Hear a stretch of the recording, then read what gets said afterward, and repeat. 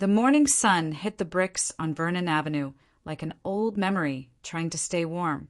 The brownstones glowed the color of honey, but half the stoops were empty now, their railings newly painted, their plants replaced with imported succulents in designer pots. Elaine Holloway sat on her stoop in a faded robe, stirring sugar into her coffee with the same slow rhythm her mother used 40 years ago. Every morning since her husband died, she came out here to watch the neighborhood wake up. But lately, it wasn't her neighborhood that rose. She remembered when Mr. Henderson ran the corner store and knew every child's name. When the air smelled of frying catfish on Fridays and gospel spilled from the church on Gates Avenue. Now the air smelled like roasted coffee beans and fresh paint. A new cafe had opened where the old laundromat used to be, the one she and her husband, Ronnie, used for 30 years. The sign read Haven and Bean in sleek, white letters. Inside, young people tapped on laptops, sipping oat milk lattes that cost more than Elaine's light bill used to. Across the street, a moving truck blocked traffic. Another family gone. Another for sale, sign hammered into the dirt like a headstone. Elaine looked down the block. Of the 12 families she'd grown up with, only 2 remained. The others had been bought out, pushed out, or priced out. Displacement, they called it on the news. Theft, she called it under her breath. A realtor had knocked on her door 3 times this week already. A young white woman with glossy hair and bright red nails, smiling like opportunity itself. "Mrs. Holloway, the market is hot right now," she'd said. "You could make $600,000, maybe more." Elaine told her the same thing every time. "You can't price memories, baby. And I don't plan on moving." The woman always smiled tighter and said, "Well, if you change your mind, here's my card." Elaine kept those cards in a drawer full of other insults. Tax bills, city notices, and letters from the bank that started to sound more urgent with every envelope. She had fallen behind on payments after Ronnie's stroke took both him and half her savings. Her pension covered groceries and utilities, but not the new property tax spike that came with neighborhood revitalization. They said the city was investing in the community, but nobody asked the community if it wanted to be invested in. That afternoon, she walked to the bodega, one of the few still standing, and greeted Miguel, the owner's son. "Señora Elaine," he said softly, scanning her items. "You heard? They're closing this place next month. New landlord raising rent triple." Elaine stopped mid-reach for her wallet. "Triple?" He nodded. "They want to make it a wine bar." Her chest tightened. A wine bar. Lord help us, who even asked for that? She walked home slower, past the church where plywood now covered the windows, past the lot where children once played double dutch, now fenced off with a coming soon luxury condo sign. The wind carried the sound of drilling, hammers, and some indie pop song blasting from a construction site. At home, she found an envelope wedged in the door, notice of delinquent taxes, final warning. Her hands shook as she tore it open. The total due sat heavy on the page, $9,842. They gave her 30 days. That night, she sat by the window where she and Ronnie used to talk about the future. "We'll die right here on this block," he'd once said, smiling, confident. "Ain't nothing strong enough to move us." She'd believed him, but now the future looked like scaffolding, glass towers, and faces that didn't say hello. Days passed. More knocks at the door. More cards left under the mat. More white couples, walking dogs that cost more than her car ever did. Elaine started keeping her curtains drawn. The street outside was becoming a stranger's movie. Then, one afternoon, she heard a knock that wasn't like the others. 3 sharp raps. She opened the door to find Malik Jordan, a young journalist from a local paper. "Ma'am, I'm writing about the housing changes in Bed-Stuy. Mind if I ask a few questions?" She hesitated. Reporters had come before, snapped photos of peeling paint, and called it urban decay. But something in Malik's voice sounded earnest. "I ain't got much to say," she murmured. "That's okay," he replied gently. Just tell me what it feels like watching it change. She gestured for him to sit. Over chipped mugs of sweet tea, Elaine told him everything. The noise, the notices, the fear. They're building a city that don't need us, she said quietly. They like our soul, just not our bodies. Malik's pen froze. That's a quote right there, he whispered. A week later, her story appeared online under the headline, The Last Holdouts of Vernon Avenue. It got shared hundreds of times. Neighbors she hadn't seen in years stopped by to hug her. A local church invited her to speak at their town hall meeting on housing rights. For a moment, she felt visible again. But attention is a dangerous kind of light. It draws power, and power draws fire. 2 days later, an official letter arrived from the city. Property under review for redevelopment initiative. Her name printed in bold like a target. At the community meeting, she stood before a room full of weary faces. They call it progress, she said, her voice trembling but firm. But progress for who? If the people who built this neighborhood can't live here no more, that ain't progress. That's erasure. The room erupted in applause. Malik filmed the speech for his article. When she got home, she found a man waiting on her stoop, not the realtor, not crane-type arrogance, but something colder. Ma'am, he said, my name's Elliot Rains. I'm with the city's urban renewal department. We'd like to discuss options for voluntary relocation. Voluntary, she repeated. Is that what y'all calling eviction now? He smiled thinly. You'll be compensated fairly. I don't want your money, she said, turning toward her door. I want my home. He sighed, pulling a folder from his briefcase. Mrs. Holloway, these projects are inevitable. Wouldn't it be better to leave on your own terms? Her eyes burned. My term's been here 50 years. You just got here yesterday. She slammed the door before he could answer.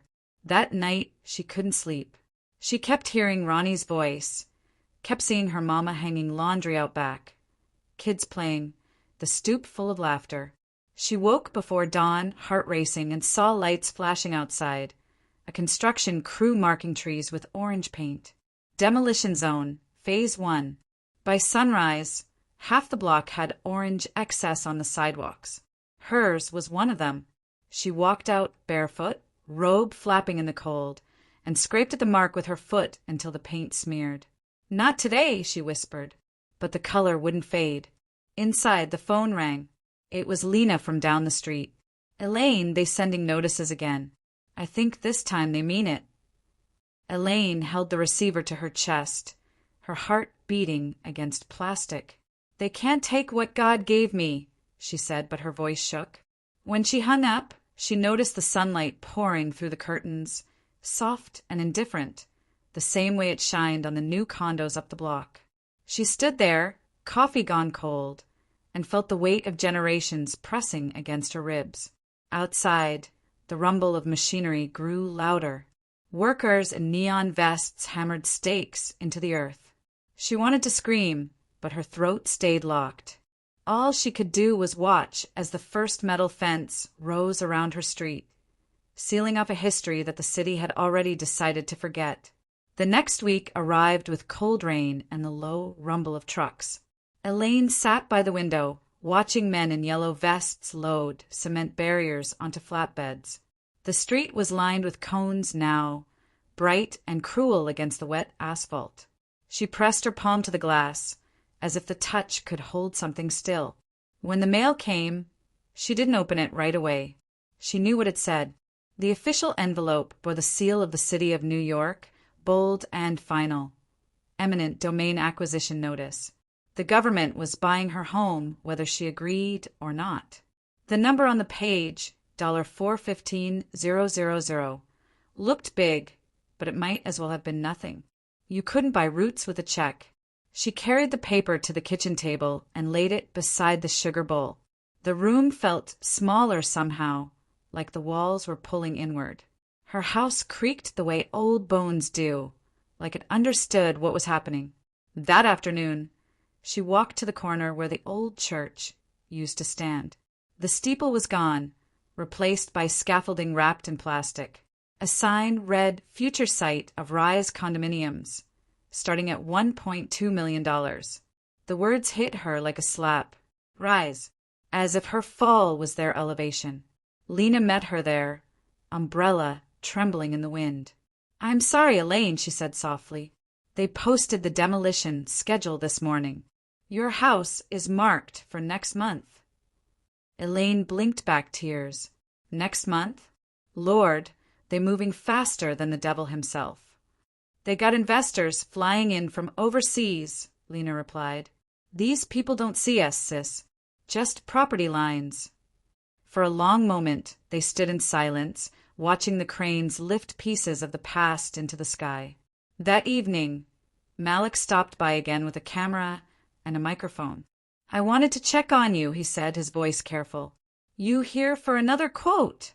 she asked, weary but not unkind. "No, ma'am," he said. "I'm here because people are watching. Your story, it's waking folks up. I think you're making a difference." She smiled without joy. Making a difference don't stop a bulldozer. He looked down, ashamed. Maybe not, but it plants something. She sighed. Planting don't mean much when they pave over everything. Still, she let him film her. Standing on her porch, she said into the camera, "This ain't just my house. This is a story, and every brick got a name on it. Every nail is a memory. You can tear down walls, but you can't bulldoze a spirit." The video went viral that night. Thousands of comments, messages from strangers calling her the soul of Brooklyn. But the city didn't respond with compassion. They sent more paperwork, more notices, more countdowns. 2 weeks later, she came home from the grocery store to find the locks on her door changed. A red sticker glared from the frame. "Unsafe for occupancy, property condemned." She dropped the bags and sank to her knees. Her key dangled useless in her hand. The rain started again, cold and hard. She pounded on the door until her fists went numb.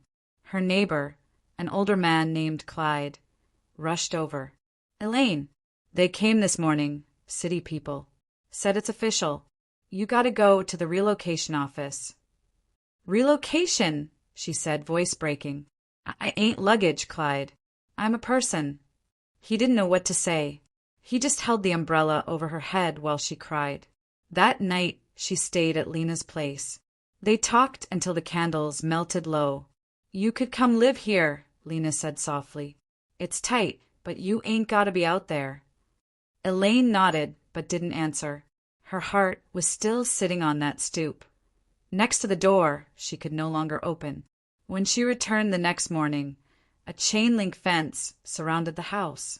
An orange sign read demolition scheduled April 4th. She pressed her fingers through the cold metal links, staring at her windows, her curtains, the potted plant Ronnie had given her years ago, still sitting on the sill. She whispered, "I'm sorry, baby. I tried." That night she called Malik. "They coming for it," she said. "I want to be here when they do."